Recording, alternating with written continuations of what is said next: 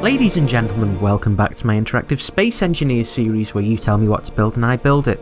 Now, since starting this series, the most popular video that I've uploaded has been the super heavy battlecruiser as requested by TheCrystalCrow. And that was set to be a rolling project over the course of a few months. Now what you're looking at here is the ship as it was when we last looked at it, and I think it's about time we have a look at it again with the improvements that have been made since. So here it is. As you can tell from the get-go, it is quite different to how it was previously. It's a lot sleeker in some areas and it's been bulked up in others. An overview of the ship reveals the changes. Gone are the wing-mounted hangars and they've been replaced with additional large engines to improve deceleration. The centre of the ship has been bulked up and the wings have also been increased in size as well. The idea behind this is to create new walking spaces around across the ship. Eventually there will be a bridge at the top of the ship, and access would have been restricted owing to the strange gravity fields generated by the cannon. However, these increased wing sizes and bulked up centre areas allow for walkways to be built that do not intersect with the gravity fields. Another improvement is the inclusion of a blast door at the end of the gravity cannon.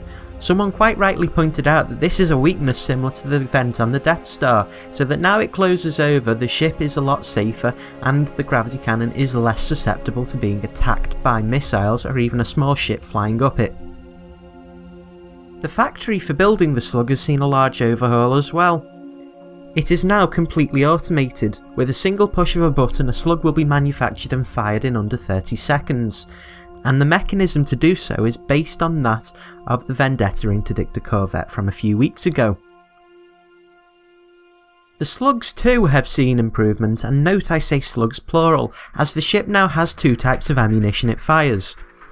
First, we have a completely solid piece of metal that is a kinetic weapon very similar to the one used last time. However, it now includes blast doors which I've found are stronger than the heavy armour and therefore are better at penetrating enemy ships. The alternate slug is a high explosive variant that has the blast doors on the end to penetrate the enemy ship, but once it's in it explodes and does a considerable amount of damage from the inside out.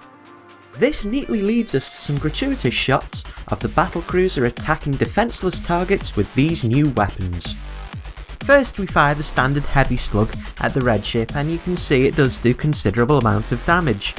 But when we fire the high explosive round you can see it's just that much more dangerous than the standard kinetic slug. Whilst you can select which slug you'd like to fire at your opponent, for the remainder of the tests I'm showing off in this video I've opted to use the high explosive variant.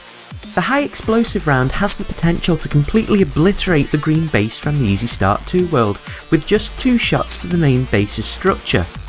Furthermore, one high explosive round fired from the ship's gravity cannon is enough to break the blue ship in half entirely, making this a very dangerous weapon to come up against. And you had better hope you don't come up against this in your ship, else it's going to the scrapyard.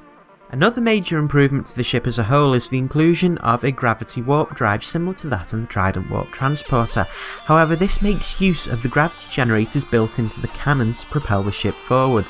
As you can see, it's made a major difference to the ship's acceleration, as last time when we were flying it took a very long time just to move a few meters. However, with this engine installed it can move farther much faster. The ship does require many more changes before I'll be satisfied with it, such as adding fighter bays as well as the bridge, and I'll have to get round to building a custom fighter ship for this as well. I also have one other thing up my sleeve that I'll save for next time. Another little feature for this that I've dubbed the Cleaver. It's kind of like the gravity cannon on this, only it's bigger and it's more scary. But stick around for that, as you'll see it next time.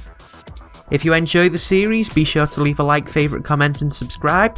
Leave your suggestions for improvements to this ship or future ships altogether, and I will see you next time. Take it easy, have a good day, bye bye.